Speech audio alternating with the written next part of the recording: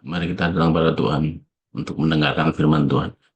Tuhan Yesus, pada pagi hari ini kami berterima kasih kepadamu Tuhan karena telah memberkati kami untuk dapat menjalankan pun pagi dengan tenang dan damai. Tuhan Yesus, pada kesempatan kali ini kami akan mendengar firman-Mu. Kiranya kami dapat menjadi pendengar yang baik terhadap firman yang akan disampaikan oleh hamba-Mu, Pastor Joseph Balsam. Apapun yang akan disampaikan, mudah-mudahan dapat kami pahami dengan baik, sehingga dapat menjadi rema di kehidupan kami. Terima kasih Tuhan Yesus, hanya atas namamu kami menyembah. Haleluya. Amin. Terima Amin. kasih Pak. Terima kasih Pak. Terima kasih Pak Ibrahim. Ya, kami persilakan untuk para lektor dimulai dari Ibu Veronica. 2 Tawarik 21 ayat 1 sampai 20. Kemudian Yosafat mendapat perhentian bersama-sama dengan nenek moyangnya, dan ia dikuburkan di samping nenek moyangnya di kota Daud. Maka Yoram, anaknya, menjadi raja menggantikan dia. Saudara-saudaranya, anak-anak Yosafat, ialah Azaria, Yehiel, Zakaria, Azariahu, Mikael, dan Sefaka. Mereka semua anak-anak Yosafat, Raja Israel. Ayahnya memberikan kepada mereka banyak pemberian, berupa emas dan perak, dan barang-barang berharga.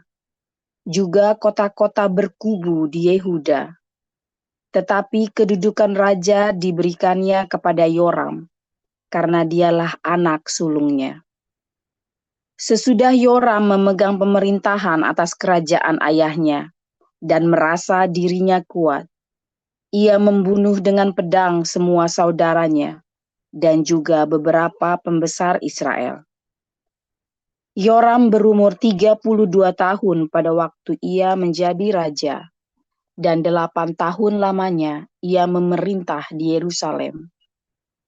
Ia hidup menurut kelakuan raja-raja Israel, seperti yang dilakukan keluarga Ahab, sebab yang menjadi istrinya adalah anak Ahab. Ia melakukan apa yang jahat di mata Tuhan. Namun demikian, Tuhan tidak mau memusnahkan keluarga Daud oleh karena perjanjian yang diikatnya dengan Daud, sesuai dengan yang dijanjikannya, bahwa ia hendak memberikan keturunan kepadanya dan kepada anak-anaknya untuk selama-lamanya. Pada zamannya memberontaklah Edom terhadap kekuasaan Yehuda, dan mereka mengangkat seorang raja atas mereka sendiri. Maka majulah Yoram dengan panglima-panglimanya, serta seluruh keretanya, dan pada waktu malam bangunlah ia, lalu bersama-sama dengan para panglima pasukan kereta, ia menerobos barisan orang Edom yang mengepung dia.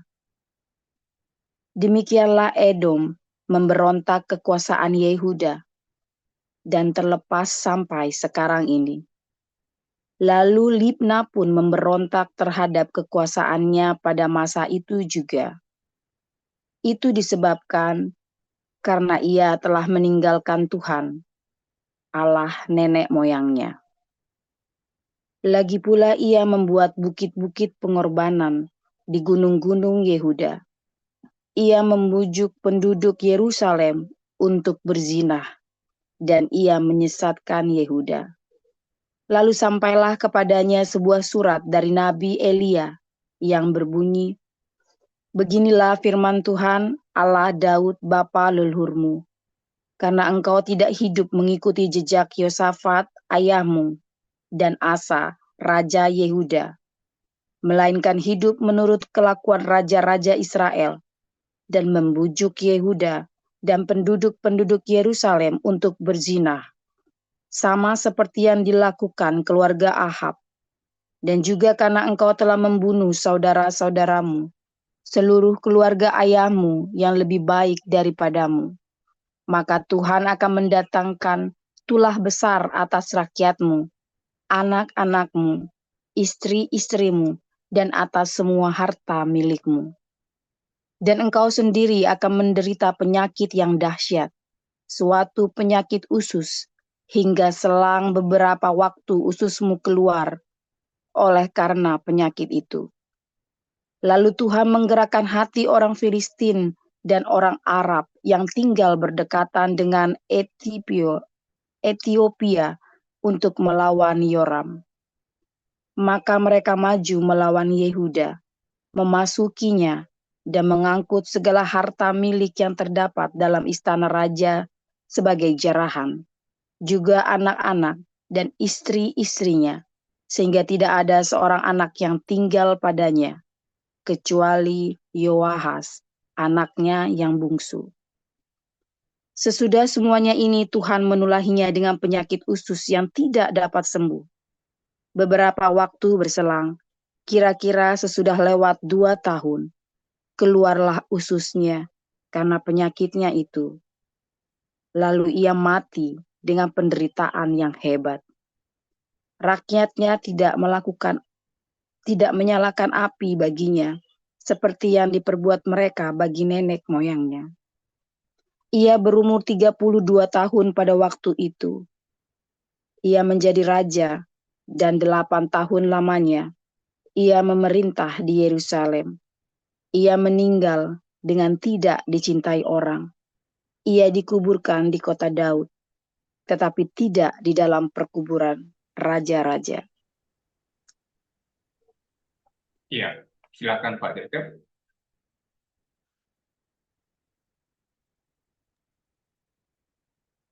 Baik, saya lanjutkan firman Tuhan, 2 Timotius 4. Di hadapan Allah dan Kristus Yesus yang akan menghakimi orang yang hidup dan yang mati, aku berpesan dengan sungguh-sungguh kepadamu demi pernyataannya dan demi kerajaannya. Beritakanlah firman, siap sedialah baik atau tidak baik waktunya, nyatakanlah apa yang salah, tegurlah dan nasihatilah dengan segala kesabaran dan pengajaran. Karena akan datang waktunya orang tidak dapat lagi menerima ajaran sehat, tetapi mereka akan mengumpulkan guru-guru menurut kehendaknya untuk memuaskan keinginan telinganya. Mereka akan memalingkan telinganya dari kebenaran dan membukanya bagi dongeng. Tetapi kuasailah dirimu dalam segala hal, sabarlah menderita, lakukanlah pekerjaan pemberitaan Injil, dan tunaikanlah tugas pelayananmu. Mengenai diriku, darahku sudah mulai dicurahkan sebagai persembahan dan saat kematianku sudah dekat. Aku telah mengakhiri pertandingan yang baik, aku telah mencapai garis akhir dan aku telah memelihara iman. Sekarang telah tersedia bagiku mahkota kebenaran yang akan dikaruniakan kepadaku oleh Tuhan, Hakim yang adil pada harinya. Tetapi bukan hanya kepadaku, melainkan juga kepada semua orang yang merindukan kedatangannya. Berusahalah supaya segera datang kepadaku karena Demas telah mencintai dunia ini dan meninggalkan aku. Ia telah berangkat ke Tesalonika, Kreskes telah pergi ke Galatia dan Titus ke Dalmatia. Hanya Lukas yang tinggal dengan aku. Jemputlah Markus dan bawalah ia kemari, karena pelayanannya penting bagiku. Tikhikus telah kukirim ke Efesus. Jika engkau kemari, bawa juga jubah yang kutinggalkan di Troas di rumah Karpus dan juga kitab-kitabku, terutama perkamen itu. Alexander tukang tembaga itu telah banyak berbuat kejahatan terhadap aku. Tuhan akan membalasnya menurut perbuatannya. Hendaklah engkau juga waspada terhadap dia, karena dia sangat menentang ajaran kita. Pada waktu pembelaanku yang pertama tidak seorang pun yang membantu aku. Semuanya meninggalkan aku. Kiranya hal itu jangan ditanggungkan atas mereka, tetapi Tuhan telah mendampingi aku dan menguatkan aku, supaya dengan perantaraanku Injil diberitakan dengan sepenuhnya dan semua orang bukan Yahudi mendengarkannya. Dengan demikian aku lepas dari mulut singa, dan Tuhan akan melepaskan aku dari setiap usaha yang jahat. Dia akan menyelamatkan aku sehingga aku masuk ke dalam kerajaannya di surga. Baginya lah kemuliaan selama-lamanya. Amin. Salam kepada Priska dan Aquila dan kepada keluarga Onesiphorus. Erastus tinggal di Korintus, dan Trofimus kutinggalkan dalam keadaan sakit di Miletus. Berusahalah kemari sebelum musim dingin. Salam dari Ebulus dan Pudes dan Linus dan Klaudia, dan dari semua saudara. Tuhan menyertai rohmu saya ulangi, Tuhan menyertai rohmu, kasih karunia-Nya menyertai kamu. Terima kasih.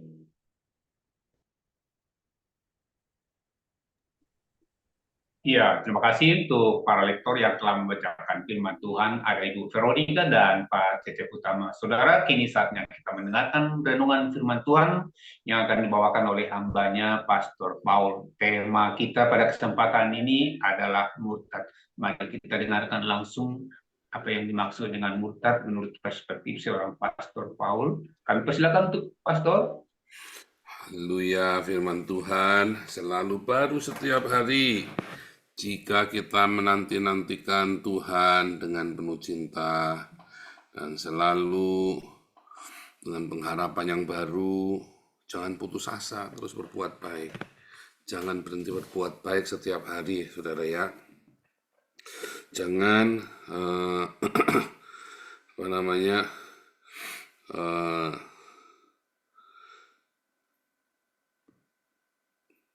merasa bahwa aku sudah capek, lelah bikin baik, percuma berbuat baik. Nah, siapa yang sudah begitu? Aduh, saudara ya, saya sering mendengar, percuma berbuat baik, ngapain? Udah capek. Jangan pernah berhenti berbuat baik. Kita nggak pernah tahu, saudara ya. Semua yang kita tabur itu kita nggak pernah tahu. Yang mana yang akan berbuah, benih-benih itu. Karena perbuatan baik adalah sebuah taburan kita. Ya, saudara, kalau Anda nanam itu ya, nanam padi ya. Waktu nanam padi itu belum tentu tumbuh semua yang ada tanam itu. Ya, selalu ada yang mati. Dan herannya kalau Anda nanam padi, pasti banyak juga rumput-rumput yang tumbuh di situ. Ya kan? Ketika nanam padi banyak rumput, ya. Padahal rumput Anda kan nggak bermaksud menanam rumput, tapi selalu tumbuh rumput di sana. Dan Anda ikut tuai, kayak Tuhan Yesus bilang ya, lalang dan gandum. Anda nabur ini loh, nabur gandum loh. Tapi kenapa jadi banyak ilalang di situ ya? Ya, karena iblis juga menaburkan ilalang itu. Ya, waktu Anda nabur, ya siang-siang, malam-malam iblis juga nabur ilalangnya. Ya, nah, kamu nggak nanam gandum, nggak nanam ilalang aja bisa tumbuh ilalang di ladang gandummu. Kamu nggak nabur rumput aja bisa tumbuh rumput di ladang padimu, ya kan? Nah, jadi kalau kita lagi nanam, kita lagi menabur, saudara, ketika di situ ada gandum, ada lalang atau rumput, sabar. Jangan langsung dibuang semua, karena nanti kalau Anda ini tak cabutin ilalangnya ya, maka gandum-gandumnya juga ikut tercabut. Ya, saudara ya. Tapi kalau di Indonesia, itulah sebabnya Tuhan Yesus tidak cerita menyemai rumput di lahan padi ya. Kalau di Indonesia kan Anda mesti disemai kan, mesti disemai dan mesti disiangi. Ya kan? Mesti menyiangi itu ngambilin rumput di ladang padi, saudara ya. Dulu saya belajar menyiangi tanaman padi itu rumputnya diambilin, yang bukan padi. Tapi kalau di ladang gandum nggak bisa tuh, bisa kecabut semua. Ya, karena yang tumbuh itu bukan cuman ilalang, saudara. Beda di lahan padi. Ya, saudara ya, unik sekali ya. Unik sekali, dan saya belajar mengapa tidak boleh diambilin gandumnya. Coba nanti ya, ilalang dan gandum itu dipisahkannya nanti waktu panen, saudara. Makanya Tuhan Yesus nggak kasih perumpamaan lahan rumput, tapi lahan gandum. Lahan padi, tapi lahan gandum perumpamaannya. Ya, saudara ya. Nah, itu sangat menarik sekali. Nah, saudara harus sabar. Ya, waktu panen itu sabar. Karena ketika panen, ya, ketika kita panen itu Maka yang kita panen itu seringkali juga yang jahat, ya, juga yang jahat. Dan kita tidak tahu datangnya dari mana. Anda banyak berbuat kebaikan, tetapi ada orang jahat terus ya. Ada orang yang sudah dibikin baik, lalu tetap melakukan hal yang tidak baik kepadamu, padahal rasanya kok kamu sudah melakukan hal yang baik. Rasanya kamu sudah banyak menabur kebaikan, saudara ya. Tetapi itu yang terjadi.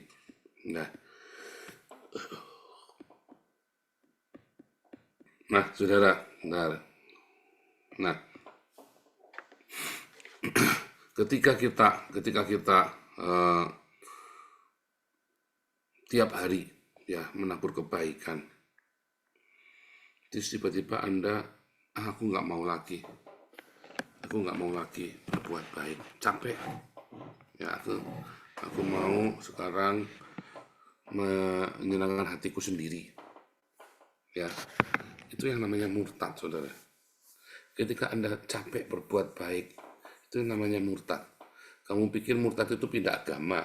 Oh, Demas itu mau pindah agama apa, saudara?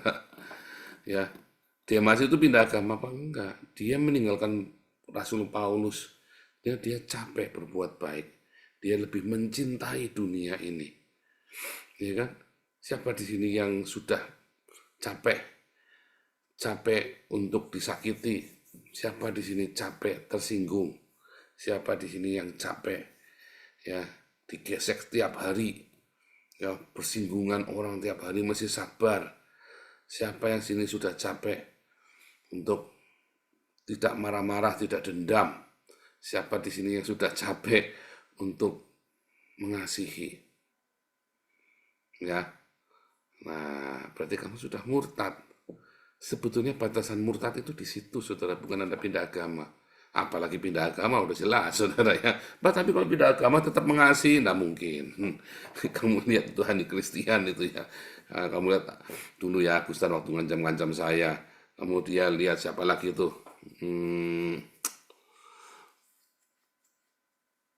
Si mualaf itu.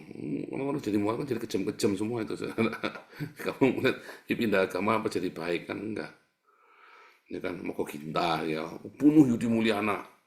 Ya, melihat mualaf itu kejam-kejam loh, saudara. Beda dengan orang masih menjadi pengikut Yesus, ya kan? Tak bunuh kamu, nggak ada, saudara. Kalau ada pengikut Yesus bilang bunuh kamu, berarti dia bukan pengikut Yesus. Nah, itu sudah murtad tuh. Begitu kamu adalah pengikut Yesus, kamu adalah pengikut jalan Tuhan, tiba-tiba kamu nggak sabar, tak pateni, udah marah ya, saudara. Kamu sebenarnya sudah murtad. Ya, kamu sebenarnya sudah meninggalkan jalan Tuhan. Ya, karena jalan Tuhan itu adalah jalan penuh dengan pengampunan. Kalau kamu tersinggungan, ya, terus masih tersinggungan, tadinya memang tersinggungan, namanya bukan murtad, memang kamu belum lahir baru. Berat sekali ya, saudara ya, ikut Yesus ya. Enggak berat. Kamu yang bikin berat. Ikut Yesus itu tidak berat, ya. Kalau kamu tersinggungan, akibatnya apa? Kamu kan bikin susah dirimu sendiri kan? Sebetulnya Tuhan Yesus sudah bilang, ya, pikulah kuk yang aku pasang, ya, karena bebanku ringan dan kuk yang aku pasang pun enak. Ya kan, marilah padaku hai yang letih lesu dan berbeban berat. Ya kan? Kalau kamu tidak pakai kuknya Yesus, maka kamu akan pakai kuknya dunia ini. Lebih setengah mati, lebih berat, saudara. Kamu pikir orang tersinggungan, hidupnya lebih enak daripada orang yang nggak tersinggungan kayak saya, saudara. Kamu yang tersinggungan hidupnya susah kamu. Kalau saya nggak tersinggungan mah bodo amat. Kalau orang mau ngomongin saya apa, ngomongin saya apa, emang gua pikirin. Tapi kamu yang tersinggungan kepikiran terus otaknya ya, sampai di bawah tidur ya. Ya kan? Kamu yang tersinggungan kan begitu kan? Kan goblok. Ya kan? Ada hidup yang enak, tapi kamu nggak bisa, nggak kenalan. Ya kenapa? Ya kamu sendiri nggak mau lepasin harga dirimu kemahalan. Bahkan darah Yesus saja tidak sanggup menebusnya karena harga dirimu kemahalan. Kalau saya ya murah aja lah, biar nggak apa-apa, aku cowok murahan, sehingga Tuhan Yesus, darah Tuhan Yesus bisa buat menebusku, ya kan, buat menebus harga diriku. Lah harga dirimu kemahalan, saudara, sampai darah Yesus saja nggak sanggup beli, iya kan, makanya tersinggungan. Serius saudara ya, sampai ada yang WhatsApp ya, nggak apa-apa dibilang harga dirinya mahal segala macam, tak apa-apa. Nah itu, saya menemukan banyak orang-orang yang harga dirinya kemahalan, yang tersinggungan, susah dibikin sendiri. Saya sedih saudara ya, ada orang seperti aduh tiap hari dengarkan firman Tuhan, ya tiap hari dengarkan firman Tuhan, ya tetapi itu tadi ya mudah tersinggung. Padahal tiap hari dengarkan firman Tuhan, ya saya sedih loh saudara. Kamu yang masih suka hidup mewah-mewah, ya. Loh, juga sama. Kalau berarti kamu belum lahir baru. Kalau dari dulu suka dengan barang mewah sampai dengan hari ini ikut Yesus masih suka ikut dengan barang mewah, ya. Berarti kamu belum lahir baru. Tetapi kalau kamu tadinya nggak suka barang mewah, tadinya kamu suka barang mewah, lalu kamu bertobat, lalu kamu capek hidup sederhana, lalu kamu kembali seneng pakai barang-barang mewah, bukan barang bagus ya, barang mewah. Berarti apa? Berarti kamu murtad, kamu meninggalkan jalan kebenaran, ya. Kamu meninggalkan jalan kebenaran karena Tuhan Yesus ajarkan mengajarkan kepada kita, para rasul ajarkan kepada kita adalah jalan yang sederhana. Oh, kalau gitu pendeta-pendeta kebanyakan sudah, iya, pendeta-pendeta yang suka pakai barang mewah itu pendeta murtad, durno. Wah, menghakimi, bukan menghakimi, saya lagi cerita. Gilbert, nah, kok menghakimi? Nah iya, Gilbert itu pendeta durno, saudara. Pakai barang mewah.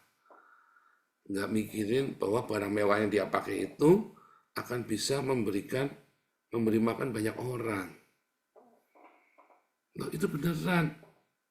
Kalau Gilbert ini bukan berarti itu adalah person Gilbert, bukan. Ini kan di kita ini kata Gilbert ini adalah untuk sebagai contoh Demas. Nah itu loh sama itu ya. Gilbert itu Demasnya kita. Ikon, nah ikonografi itu saudara. Si Gilbert itu Demas. Suka dengan barang mewah. Orang-orang yang suka dengan barang mewah itu, ya saudara, itu adalah orang-orang yang murtad dari jalan Tuhan. Karena jalan Tuhan itu adalah jalan yang bersahaja. Lupa pakai barang mewah kan enak. Siapa bilang pakai barang mewah itu enak? Salah kamu. Orang kalau pakai barang mewah banyak yang iri. Kamu diirini orang.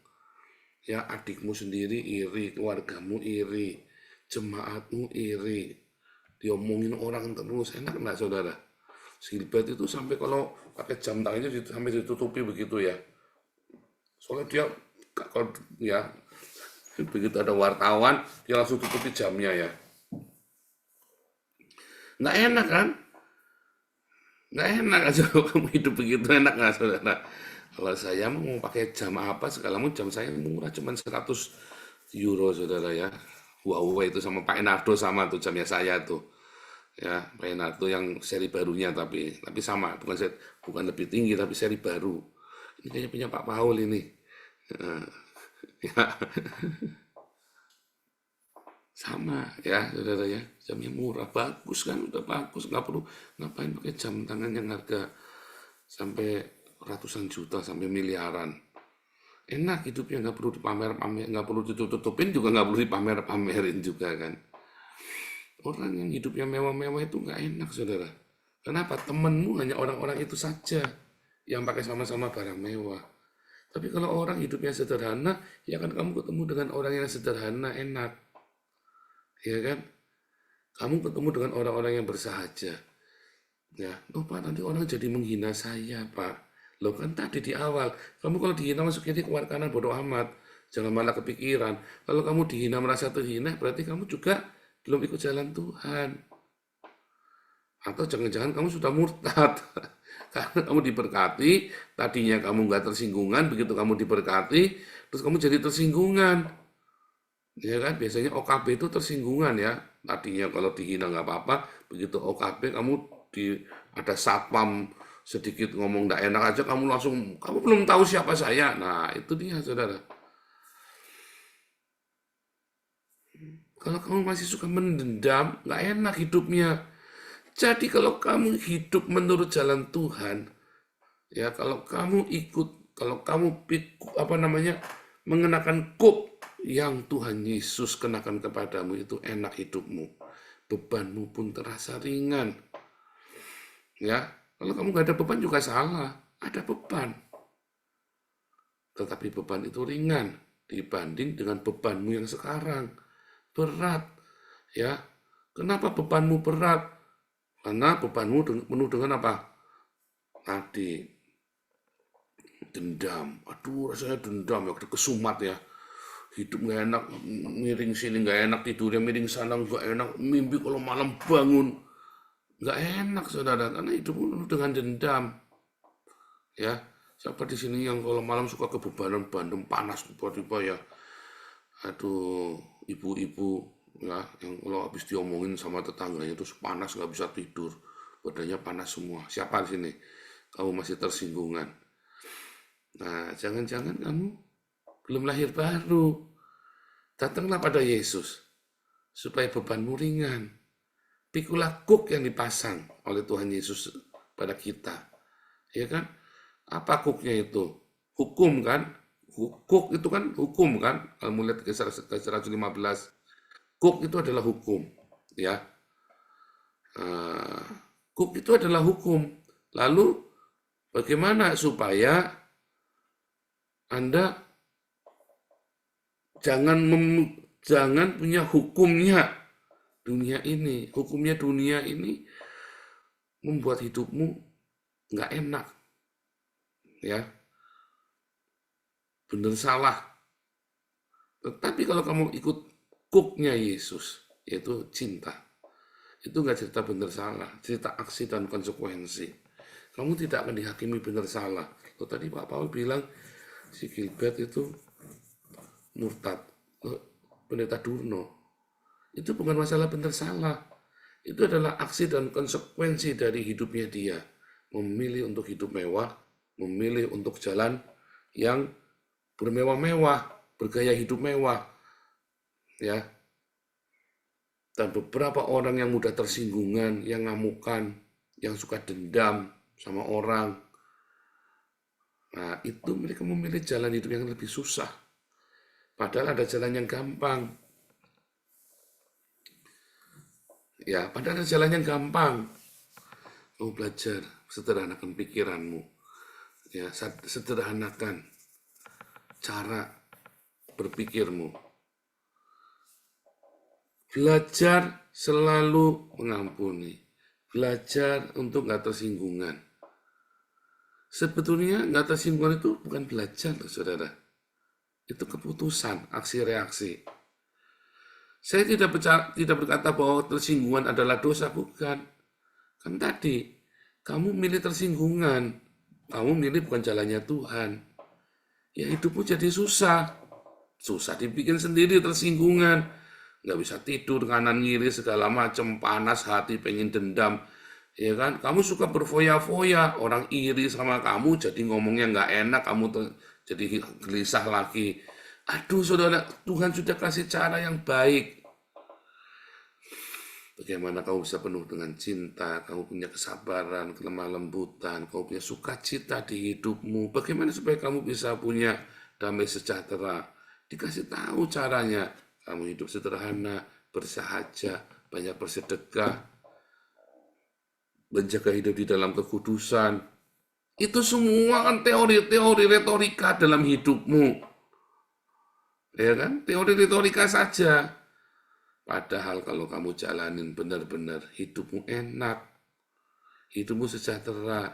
Iya, tapi karena hawa nafsu menguasai dirimu, berat, Pak. Enggak berat. Lebih berat ikut hawa nafsu kamu. Hawa nafsu kamu itulah bebannya kamu, saudara. Hawa nafsu itulah beban yang berat. Tetapi Roh Kudus, kalau kamu ikuti Roh Kudus, maka itu adalah beban yang ringan.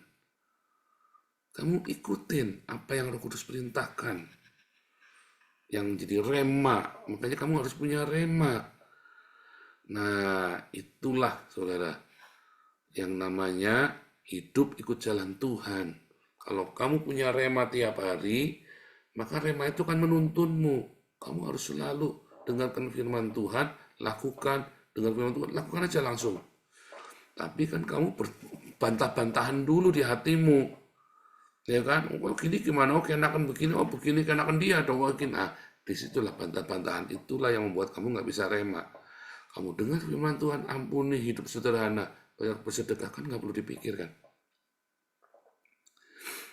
Nah, itu kan sesuatu yang tidak perlu berbantah-bantah. Tapi kadang kamu mau mencari pembenaran buat dendamnya kamu, buat marahnya kamu, buat tersinggungnya kamu mau mencari pembenaran, akhirnya kamu jadi susah, kamu nggak rema. Ribet hidupnya kamu itu. Jangan dendam, ampuni saja. Udahlah, gak usah dipikir. Enak kan? Tapi kan kamu nggak bisa kepikir. Kenapa kamu kepikiran coba? Kenapa orang ngomong kamu kepikiran? Dulu saya juga begitu. Kepikiran orang ngomong kurang ajar orang ini. Tak pikirin tiap hari saudara. Sampai hari katakan tak samperin rumahnya, tak gablok saudara ya. Iya kan? Sampai tak tahan kan? Goblok. Terus saya pikir, kenapa aku mesti marah ya? Kenapa aku mesti begini? Kenapa aku mesti seperti itu respon-responku? Jadi nggak enak hidupnya. Setelah saya ngerti, bodoh amat kamu mau ngomong apa aja, emang gua pikirin. Emang lu siapa ngomong? Nah, itulah metanoia. Jadi yang penting kamu lakukan dulu, ya. Lalu ada metanoia di sana. Metanoia, perubahan dalam pikiranmu. Minta hikmat sama Tuhan. Kadang-kadang buat saya yang susah itu ya, supaya ketika aku dicaci maki orang, aku ndak kekil. Supaya aku ndak kelihatan konyol dicaci maki orang. Terus saya minta hikmat. Terus saya kalau caci maki orang, tak bales dengan yang lucu-lucu. Sudah jawab-jawaban jadi, tapi yang lucu-lucu. Tapi orang berpikir saya bebal kan. Tapi pertama saya sejahtera. Lama-lama enggak. Caci maki orangnya biar saja orang caci maki. Nah, cuma melongo aja saya. Biar aja. Biarin saja orang mencaci maki. Emang masalahnya di mana orang mencaci maki? Saya rugi apa? Nggak rugi apa-apa. Ya, kalau ada orang merugikan saya, ya ruginya seberapa nah? Bahkan rugi banyak pun. Udah biarkan saja. Ya kan? Memang dia cari makannya begitu, kasihan. Cari makannya dari nipu, cari makannya dari curang. Karena sudah metanoia. Ya, kalau gitu kita biar ditipu. Enggak, saya yang bodoh. Lain kali saya harus hati-hati transaksi. Tak kejar sama polisi. Waktunya kamu habis. Waktunya kamu habis. Mendingan kamu kerjain lainnya. Dan lain kali berhati-hati. Daripada kamu ngejar-ngejar yang itu. Duitnya belum tentu kembali. Nah, supaya duitnya balik. Kalau kamu tahu itu duitnya balik, kamu sambil pelajarin. Supaya kamu pintar. Ya. Tapi kalau banyak duitnya balik, ya sudah, lepaskan saja. Nggak usah marah, nggak usah jengkel. Hidupmu capek di situ. Ya capek. Aduh, ini pelajaran dalam sekali. Tapi itulah untuk menjadi permata yang ada di bait suci, yang ada di Yerusalem baru. Itulah jalan Tuhan. Itulah batu-batu permata di Yerusalem baru. Anda dan saya yang mau ikut jalan Tuhan, karakternya dibentuk berkilauan, bersinar, digesek, ya semua, dan itu enak. Enak, hidup yang enak. Hidup yang penuh dengan damai.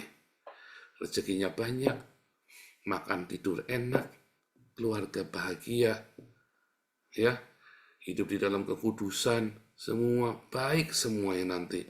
Hatinya tetap murni, nggak usah pakai topeng, emas yang murni. Ya, itulah perhiasan, itulah barang berharga, itulah jalan yang terbuat dari emas murni yang ada di Yerusalem baru.